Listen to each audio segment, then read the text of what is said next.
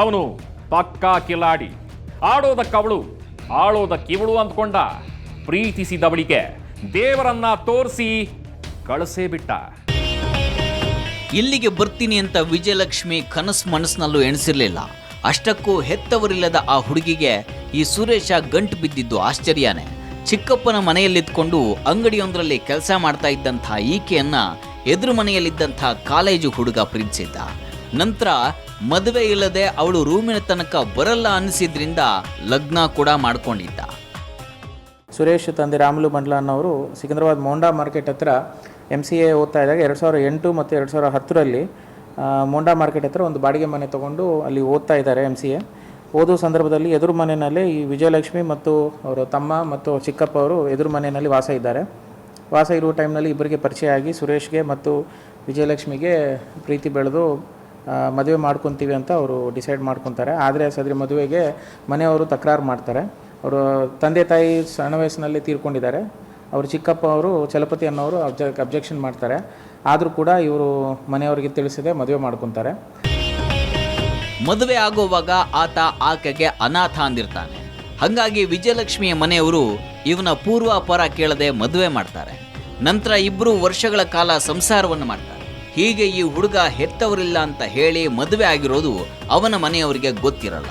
ಅವರು ಒಬ್ಬಳನ್ನ ನೋಡಿ ಇವನಿಗೆ ಮ್ಯಾರೇಜ್ ಫಿಕ್ಸ್ ಮಾಡ್ತಾರೆ. ಆ ಹುಡುಗಿಯನ್ನ ನೋಡಿ ಇವಳ ಬಗ್ಗೆ ಮನೆಯಲ್ಲಿ ತಿಳಿಸುವಂಥ ಮನಸ್ಸಾಗದೆ ಸುರೇಶ ವಿಜಯಲಕ್ಷ್ಮಿಗೆ ವಂಚಿಸ್ತಾನೆ. ಕೋಚಿಂಗ್ಗೆ ಹೋಗ್ತೀನಿ ಅಂತ ಹೇಳಿ ಮತ್ತೊಂದು ಮದುವೆ ಆಗ್ತಾರೆ.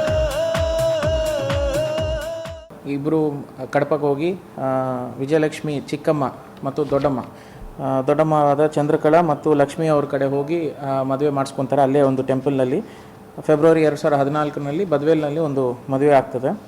ಅದಾದ ನಂತರ ಅವರು ಬಂದು ಹೈದರಾಬಾದಲ್ಲಿ ಯೂಸುಫ್ಗೂಡ ಹತ್ರ ಒಂದು ಬಾಡಿಗೆ ಮನೆ ತೊಗೊಂಡು ವಾಸ ಇರ್ತಾರೆ.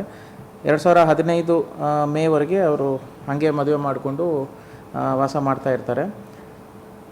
ಇಷ್ಟೊತ್ತಿಗೆ ಸುರೇಶ್ಗೆ ಅವನು ಆರ್ಫನ್ ಆಗಿ ಹೇಳಿದ್ದು ಸುಳ್ಳಿತ್ತು. ಅವ್ರ ಮನೆಯವರು ಮತ್ತು ಅವರು ತಂದೆ ತಾಯಿಯವರು ಎಲ್ಲರೂ ಕೂಡ ಅವನಿಗೆ ಮದುವೆ ಮಾಡಿಸ್ಬೇಕಂತ ಪ್ರೆಷರ್ ಜಾಸ್ತಿ ಆಗ್ತಾ ಇರ್ತದೆ.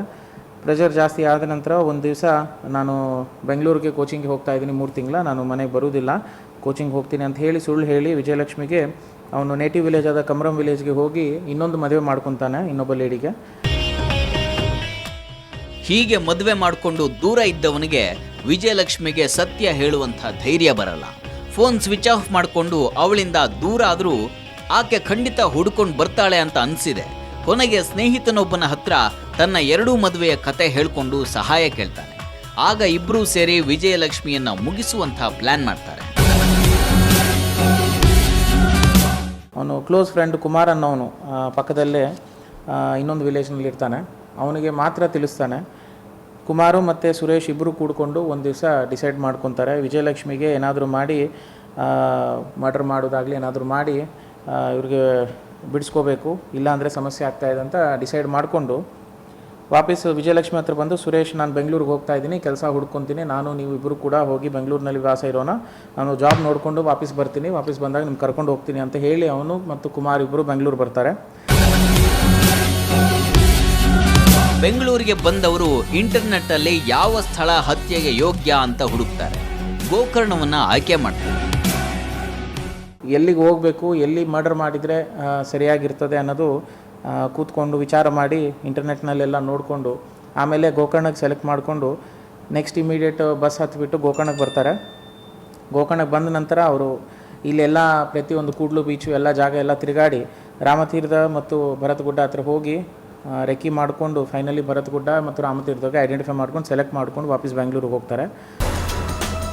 ಹಾಗೆ ಸ್ಥಳವನ್ನು ನೋಡಿ ಹೋದವನು ಮಡದಿ ವಿಜಯಲಕ್ಷ್ಮಿಯನ್ನ ಮನೆ ಮಾಡಿದ್ದೀನಿ ಬಾ ಅಂತ ಬೆಂಗಳೂರಿಗೆ ಕರೆಸ್ಕೊಳ್ತಾನೆ. ಕೊನೆಗೆ ಓನರ್ ಕೀ ಕೊಡೋದಕ್ಕೆ 2 ದಿನ ಬೇಕಂತೆ ಅಂತ ಸುಳ್ಳು ಹೇಳಿ ಆಕೆಯ ಜೊತೆಗೆ ಗೋಕರ್ಣ ಟ್ರಿಪ್ ಪ್ಲಾನ್ ಮಾಡ್ತಾರೆ. ಅವಳು ಖುಷಿಯಲ್ಲಿ ಅಲ್ಲಿಗೆ ಹೋಗಿ ದೇವರ ದರ್ಶನವನ್ನು ಮಾಡ್ತಾಳೆ. ಬೀಚಲ್ಲಿ ಮಿಂದೆದ್ದು ಎಂಜಾಯ್ ಮಾಡ್ತಾಳೆ. ನಂತರ ಅವಳನ್ನ ರಾಮತೀರ್ಥ ದೇವಾಲಯದ ಹತ್ರ ಕರ್ಕೊಂಡು ಹೋಗಿ ಚೆನ್ನಾಗಿ ಕುಡಿಸಿ ಮೊದಲೇ ತಗೊಂಡು ಹೋಗಿದ್ದಂಥ ಹಗ್ಗದಲ್ಲಿ ಕತ್ತನ್ನ ಜೀಕಿ ಕೊಲೆ ಮಾಡಿ ಕಂದಕಕ್ಕೆ ಎಸಿತಾರೆ. ಎಸೆಯೋ ಮೊದಲು ಅವಳ ಬಳಿ ಯಾವ ಅಡ್ರೆಸ್ ಪ್ರೂಫು ಇಲ್ಲ ಅನ್ನೋದನ್ನ ಪಕ್ಕಾ ಮಾಡ್ಕೊಂಡಿದ್ರು. ಆದರೂ ಅದೇಗೋ ಅವಳ ಬಟ್ಟೆಯಲ್ಲಿ ಉಳಿದು ಹೋಗಿದ್ದಂಥ ಅದೊಂದು ಸಿಮ್ ಸತ್ಯವನ್ನ ಹೊರಬೀಳೋ ಹಾಗೆ ಮಾಡಿಬಿಟ್ಟು. ಸಣ್ಣದೊಂದು ಸುಳಿವನ್ನ ಬೆನ್ನತ್ತಿ ಪಾತಕಿಗಳನ್ನ ಪತ್ತೆ ಮಾಡಿದ ಪೊಲೀಸರಿಗೆ ಭೇಷ್ ಅಂತ ಹೇಳ್ತಾ ಇವತ್ತಿನ ಎಪಿಸೋಡ್ ಮುಗಿಸ್ತಾ ಇದ್ದೀವಿ. ನೇರ, ದಿಟ್ಟ, ನಿರಂತರ ಸುದ್ದಿಗಾಗಿ ನೋಡ್ತಾ ಇರಿ ಸುವರ್ಣ ನ್ಯೂಸ್.